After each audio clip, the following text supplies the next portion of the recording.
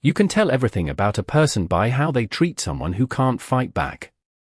The words weren't spoken out loud, not yet, but they lingered in the air like a quiet truth waiting to be proven. The restaurant hummed with low conversation and the soft clink of silverware against porcelain, warm golden light spilling across polished tables where every plate looked like it belonged in a magazine, and yet Lily Carter stood there in a neatly pressed but clearly worn uniform, her shoes slightly scuffed, her hands steady only because she forced them to be, balancing a tray that felt heavier than it should after a 10-hour shift that still had 2 hours left to go. And when she approached Table 12, she noticed him immediately, not because he was loud or demanding, but because he wasn't, a man in a simple dark jacket, sleeves rolled just enough to show he didn't care about appearances, his posture relaxed, his eyes observant, the kind of man who seemed to be watching everything without being seen, and Lily offered the same polite smile she gave every customer, the kind that didn't promise anything except professionalism. "Here you go, sir," she said softly, placing down the final plate, her voice calm despite the tight knot in her chest from the reminder that her rent was already 3 days overdue, that her mother's prescription refill was sitting unpaid at a pharmacy across town, that every dollar mattered tonight more than most people in this room would ever understand, and he nodded once, barely looking at the food, his attention flickering instead to her name tag, Lily. He read it silently, as if committing it to memory, and for a moment neither of them spoke. Just the quiet hum of the restaurant filling the space between them, until she turned to leave, already calculating the next table, the next order, the next step in a night that felt like a long, narrow bridge she couldn't afford to fall from. But behind her, his voice came, low and measured. "Thank you," simple, almost too simple, and she paused just long enough to glance back with a small nod, of course, before moving on, not knowing that the man she had just served had already decided something about her, not based on her smile or her service, but on something much deeper he intended to uncover, because 20 minutes later, when the bill came, neatly printed and placed at the edge of the table, the total read $124.67, and beside it, after a brief pause, he reached into his wallet and pulled out a single $5 bill, folding it once before setting it down with deliberate care. Not careless, not accidental, intentional, and as he stood to leave, his eyes lingered for just a second longer than necessary, watching, waiting, because this wasn't about money, it never was, it was about what came next, and across the room, Lily picked up the receipt, her fingers brushing the edge of the paper as her eyes dropped to the total, then to the tip, just $5, and for a fraction of a second, something flickered across her face, not anger, not disappointment, something quieter, something more controlled, as if she had already decided who she was long before this moment ever arrived. And at the table beside her, a couple exchanged amused glances, one of them muttering just loud enough to be heard, "Guess that's what she's worth," a soft chuckle following, the kind that cut deeper than it sounded, and Lily heard it, every word, every tone, but instead of reacting, instead of defending herself or forcing a smile that didn't belong to her, she straightened slightly, exhaled slowly, and did something no one at that table expected, something that made the man by the door stopped mid-step, because in a room built on appearances, she chose something else entirely, something that couldn't be bought, and whatever she was about to say next, was going to change everything. The laughter lingered just long enough to be noticed, not loud, not cruel in a way anyone could call out directly, but sharp enough to press against the edges of dignity, and Lily felt it, not as a sting but as a familiar weight, the kind she had learned to carry without letting it bend her posture, and she looked down at the receipt again, at the neatly printed numbers, at the $5 bill resting on top like a quiet statement, and for a moment the entire room seemed to narrow to that single detail, because it was never just about the money, it was about what people believed it said about her, about what she was worth, and slowly she reached for a pen, her fingers steady now, more steady than they had been all night, as if this moment had given her something solid to stand on, and instead of walking away or pretending not to notice, she flipped the receipt over, wrote something in small, deliberate letters, then placed the pen back exactly where it had been, her movements calm, controlled, intentional, and when she spoke, her voice was not loud, not defensive, just clear enough to carry across the table and into the silence that followed. "Sir, I hope you enjoyed your meal," she said, her tone even, respectful, and then after the briefest pause, "but I do not work for tips, I work to make sure people feel taken care of," and there was no accusation in her words, no edge, just a quiet truth that refused to shrink itself to fit the moment, and the couple at the next table shifted slightly, their earlier amusement fading into something less certain. While near the exit, the man in the dark jacket stopped completely now, his hand still resting on the back of a chair as if he had forgotten what he was about to do, because this was not the reaction he had expected, not the frustration, not the forced politeness, not the silent acceptance he had seen 100 times before. This was something else entirely, something that did not ask for approval or validation. And Lily did not wait for a response. She did not linger to see how her words landed. She simply gathered the check presenter, turned, and walked back toward the service station with the same steady pace she had maintained all evening. But inside, her thoughts moved faster than her steps, replaying the moment not with regret but with a quiet certainty, because she knew exactly what that $5 meant for her tonight. It meant one less cup of coffee she could afford. It meant stretching groceries a little thinner. It meant another small adjustment in a life already full of them, but it did not mean she would measure herself by it. And behind her, the man finally moved again, but not toward the door. Instead, he turned back toward the table, reached for the receipt she had written on, and as his eye scanned the line she left behind, something shifted in his expression, subtle but undeniable, because beneath the simple message, written in careful handwriting, were the words, "Kindness is not a transaction." And for the first time that night, Ethan Cole felt the weight of his own test pressing back against him, not as a victory, not as confirmation, but as a question he had not been prepared to answer. And as he folded the receipt slowly, almost thoughtfully, one thing became clear in the quiet space between intention and consequence: this was not over, not even close. The air behind the service counter felt different now, heavier in a way Lily could not quite explain, as if something unseen had shifted the balance of the room. And she placed the receipt holder down with careful precision, her fingers lingering for just a second before pulling away, because even though her expression remained calm, her thoughts were anything but still, replaying the moment again. Not with doubt but with a quiet awareness that she had crossed an invisible line, the kind that separated simply doing a job from standing for something. And beside her, another server leaned in slightly, lowering her voice. "You really said that to him?" she whispered, half impressed, half concerned. And Lily gave a small shrug, reaching for a stack of clean glasses. "I said what I meant," she replied softly, as if the explanation required no further detail. But the truth was, she could already feel the consequences forming, not loud, not immediate, but inevitable, like the slow ticking of something waiting to happen. And across the dining room, Ethan remained where he stood, the folded receipt now resting between his fingers, his gaze no longer scanning the room but fixed on a point that only he seemed to see, because for the first time in a long time, the simplicity of a single sentence had unsettled him, not because it challenged his authority, but because it stripped away the assumptions he had built around moments like this. The idea that people revealed themselves when tested.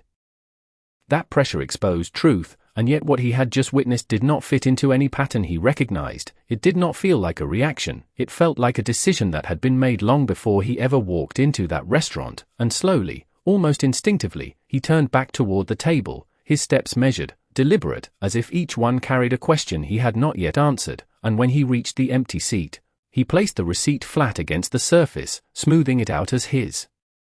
eyes traced the words again, "Kindness is not a transaction." And for a brief moment, something almost unfamiliar flickered across his expression, not confusion, not frustration, something closer to recognition, as if the statement had reached past the situation and touched something deeper, something he had not allowed himself to examine in years. And without realizing it, he exhaled slowly, the tension in his shoulders easing just slightly, before his attention shifted to the details around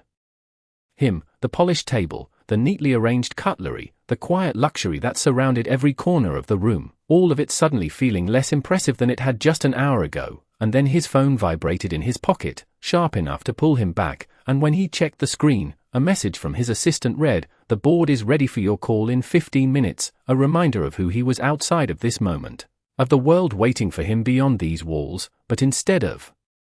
moving toward the exit, instead of slipping back into the rhythm of control and expectation, Ethan did something unexpected, even to himself. He slipped the receipt into his wallet, carefully, deliberately, as if it carried more value than anything else inside, and lifted his gaze once more toward the service area where Lily stood, unaware of the shift she had caused, unaware that the man she had just challenged was not finished, not with the question she had left behind, not with her. And as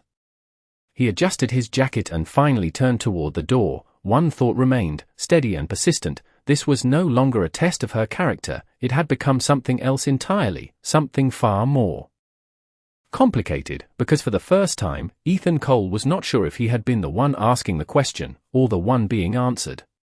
The night should have ended there, quietly, like every other shift Lily had worked, but something about it refused to settle, and as the hours dragged past closing time, the weight of that moment followed her, not as regret, but as a question she could not quite shake, and when she finally stepped outside into the cool night air, the city felt louder than usual, headlights stretching across the street, the faint hum of traffic filling the silence she had been holding all evening, and she pulled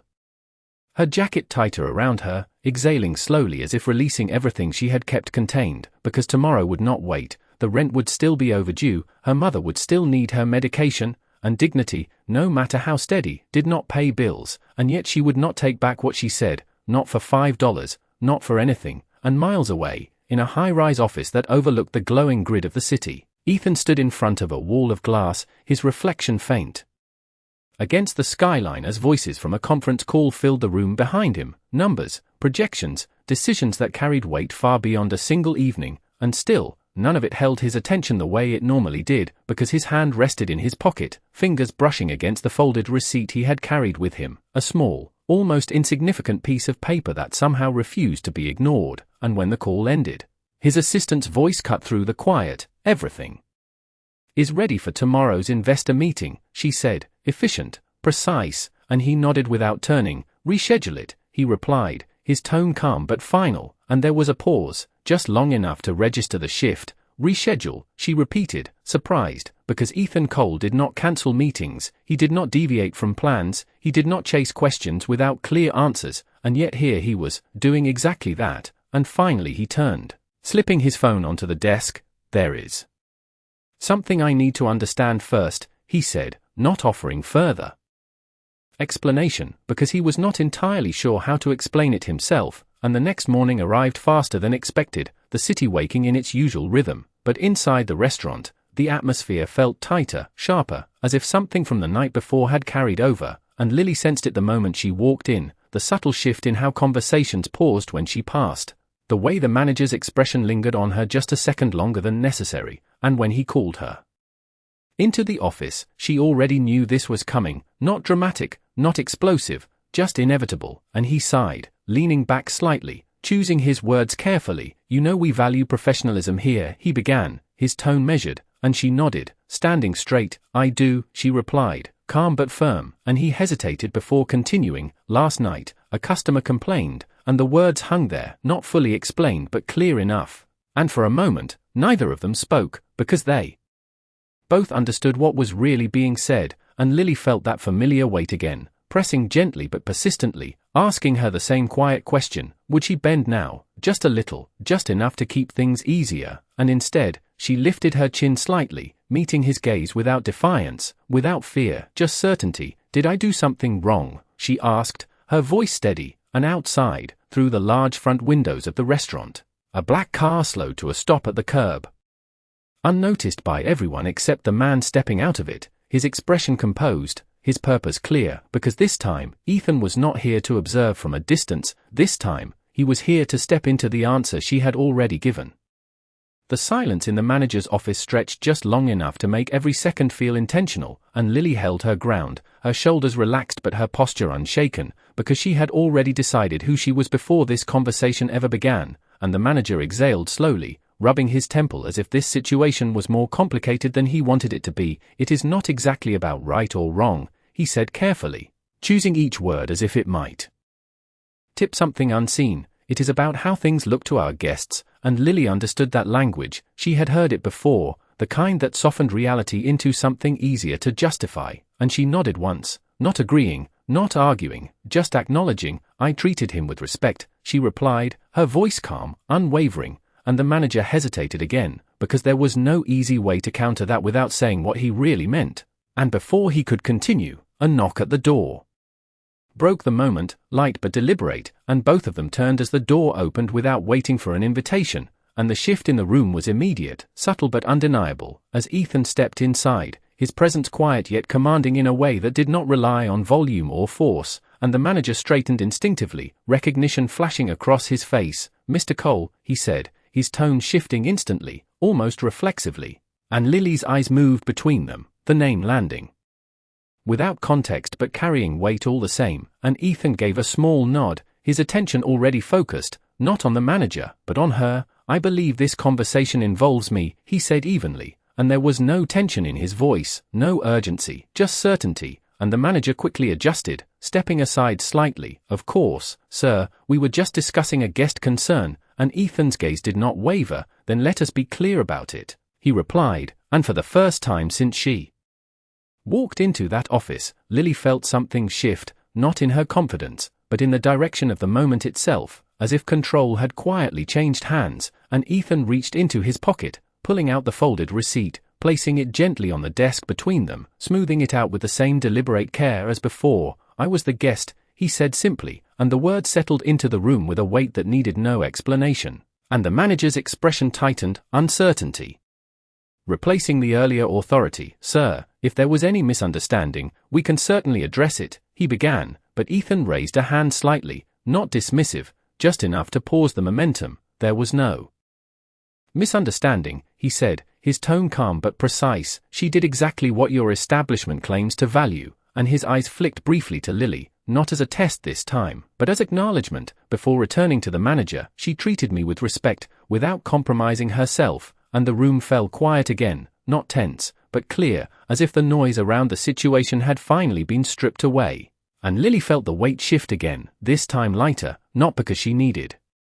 defense, but because the truth had been spoken without distortion, and the manager nodded quickly, recalibrating. "Of course, sir, we appreciate that," he said, his voice adjusting to the new reality, and Ethan stepped back slightly, the moment no longer about authority, but about something else entirely, something quieter, more deliberate, and as he turned his attention back to Lily, his expression softened just enough to reveal the shift beneath it. "I owe you an apology," he said, and the words were simple, but they carried more weight than anything else he had said so far, because for the first time, this was not about observation, not about evaluation, this was about recognition, and Lily held his gaze, steady, thoughtful, because whatever came next, it was no longer about passing a test, it was about understanding what had truly been revealed. For a moment, the room seemed to hold its breath, not because of who Ethan was, but because of what he had just said, and Lily did not respond immediately, not out of hesitation, but because she was measuring the weight of his words, deciding where they belonged, and when she finally spoke, her voice remained calm, steady, untouched by the shift in power that everyone else in the room had already accepted. "You do not owe me anything," she said, her tone polite but firm, and there was no bitterness in it, no attempt to elevate herself, just a quiet refusal to let the moment become something transactional, and Ethan studied her for a second longer, as if trying to understand how someone standing where she stood could remain so grounded when everything around her was clearly changing, and slowly, he nodded, not in agreement, but in acknowledgement, because what she had just said was exactly the point he had been missing, and he took a small step back, creating space between them, not out of distance, but respect. "Maybe not," he replied, his voice softer now, more measured, "but I still owe you the truth," and the manager shifted slightly, sensing that this conversation was moving beyond his control, beyond the policies and expectations he was used to managing, and Lily's eyes narrowed just slightly, not suspicious, but attentive, because whatever this was, it was no longer about a complaint or a tip, and Ethan continued, choosing his words carefully. "Last night was not an accident," he said, and the room seemed to quiet even further. "The tip, the way I acted, it was intentional, and there was no pride in the admission, no justification, just honesty," and Lily did not interrupt, did not react immediately, she simply listened, allowing the meaning to settle fully before responding, and when she did, her voice carried the same steady clarity as before. "You tested me," she said, not as a question, but a statement, and Ethan held her gaze. "Yes," he answered, and there it was, the truth laid out plainly, without decoration, without defense, and for a brief moment, the silence that followed felt heavier than anything that had come before, because now the situation had a shape, a definition that could not be softened or reframed, and Lily exhaled slowly, her shoulders rising and falling with the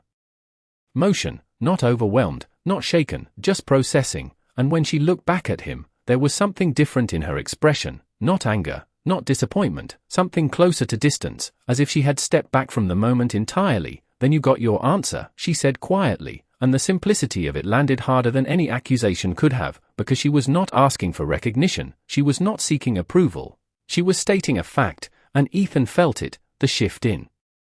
tone, the subtle closing of a door he had not realized he was walking toward, and for the first time, there was a flicker of something unfamiliar in his chest, not uncertainty, but consequence, and he nodded once.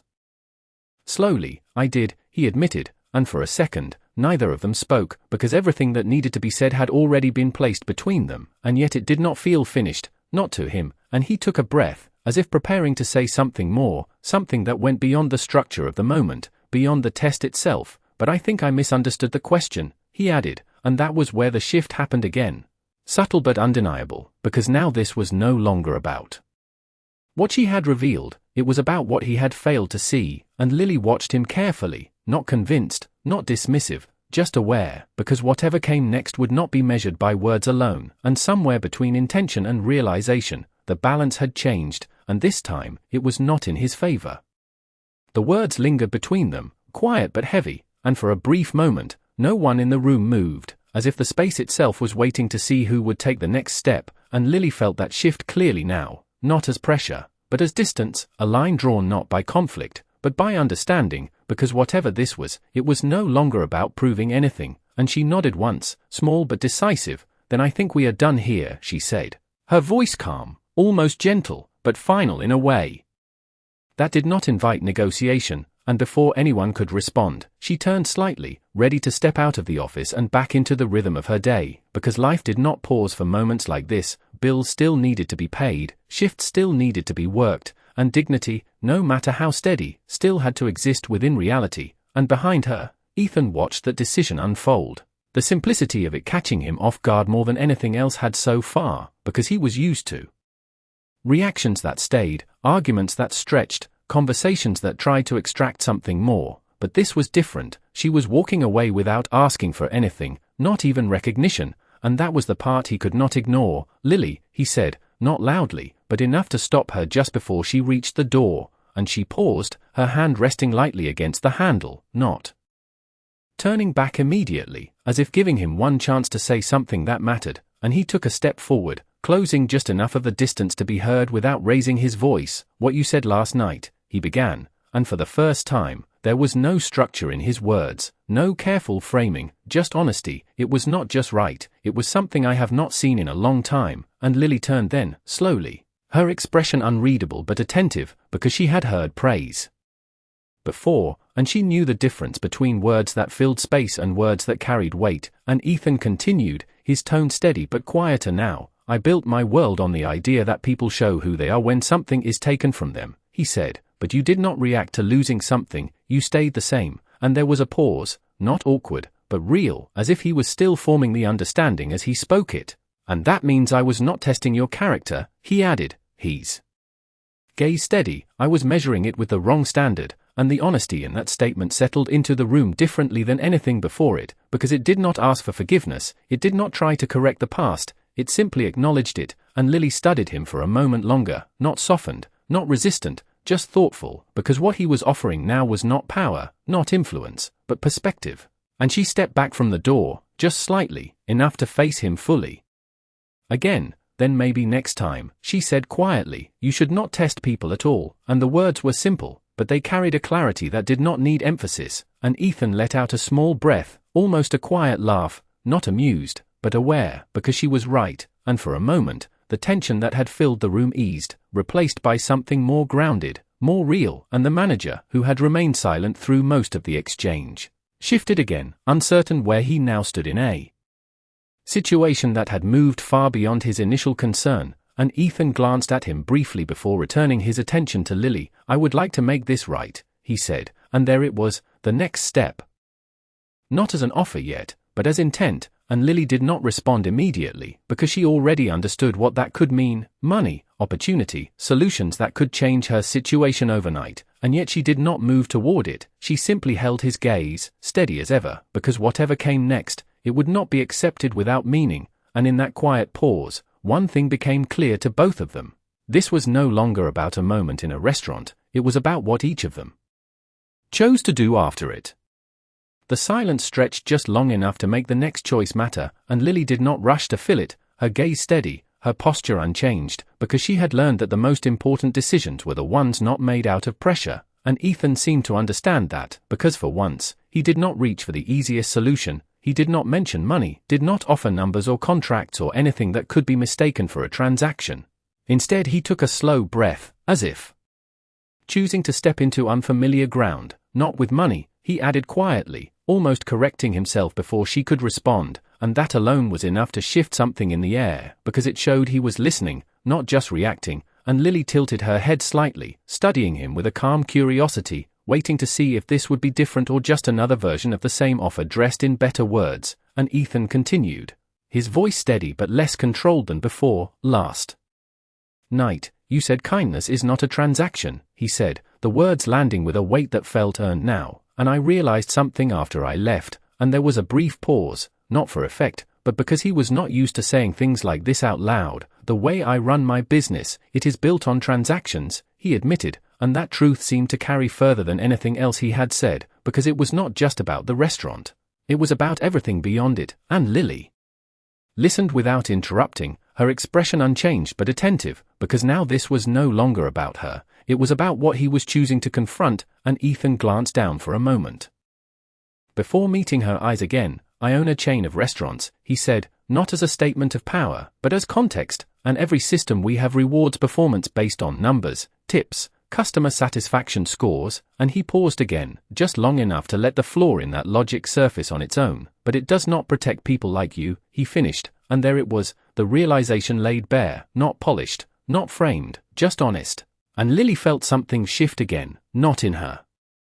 position, but in the direction of the conversation, because this was no longer about fixing a moment, it was about changing something larger, and Ethan stepped slightly closer, not imposing, just present. I cannot undo what I did, he said, but I can change what happens because of it, and Lily crossed her arms lightly, not defensive, just grounding herself in the moment. Change how? She asked, her voice calm but direct, because words alone were not enough, and Ethan nodded, as if he had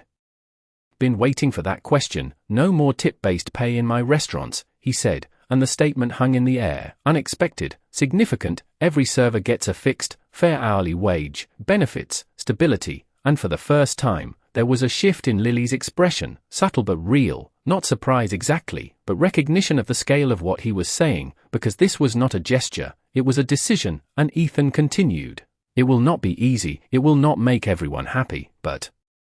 it will make it fair, and the conviction in his voice was not loud, not dramatic, just steady, and Lily looked at him for a long moment, weighing not just the words, but the intention behind them, because she had heard promises before, seen change talked about and never delivered, but this felt different, not because of who he was, but because of how he was saying it, and after a quiet pause, she lowered her arms, her posture softening just slightly. That is not something you do for me, she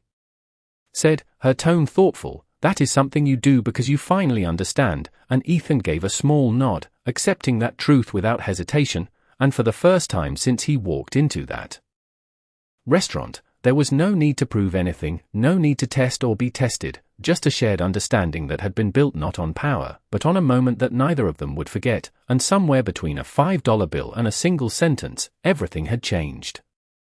The change did not happen overnight, and that was what made it real, because over the following weeks, the quiet decision that had started in a small office began to ripple outward in ways no one in that restaurant had expected. Policies were rewritten, meetings were held, managers questioned, employees listened, and for the first time, conversations that had always been about numbers began to include something else. Something harder to measure but impossible to ignore, and Lily watched it unfold not from a distance, but from within, still working her shifts, still moving between tables, but now with a subtle shift in the way the space felt, because the pressure that once sat heavy on every interaction had started to ease, not completely, not perfectly, but enough to be noticed. And one afternoon, as sunlight filtered softly through the front windows, she stood at the same table where everything had begun, her fingers brushing lightly against the polished surface, as if remembering something that no longer felt quite the same, and behind her, the manager called her name, his tone different now, less guarded, more certain. Lily, can you step into the office for a second? And she did, her steps calm, her expression steady, and when she walked in, Ethan was already there, not standing this time, not observing, but seated, waiting, and the moment felt different, not tense, not uncertain, just quiet, grounded. And he looked up as she entered, offering a small, genuine smile, the kind that did not carry expectation. "I wanted you to see this before it becomes official," he said, sliding a folder across the desk toward her, and Lily hesitated for just a second before opening it, her eyes scanning the pages, the updated structure, the new compensation model, the language that spoke not just of service, but of stability, of respect, and for a moment, she said nothing, because the weight of it was not in the details, it was in the intention behind them, and when she finally looked up, there was something softer in her expression, not because she was impressed, but because she recognized something real. "You actually did it," she said quietly, and Ethan nodded once, not proud, not seeking approval, just certain. "You were right," he replied, and there was no need to say more than that, because the meaning was clear, and Lily closed the folder gently, placing it back on the desk with care, as if it represented more than paper, more than policy, and for a moment, neither of them spoke, because the silence now was different from before. It was not waiting for something to happen, it was acknowledging that something already had, and Ethan reached into his jacket pocket, pulling out something small, something familiar, and placed it on the desk between them, the same $5 bill, now smoothed out, preserved, no longer just a test, but a reminder, and Lily looked at it.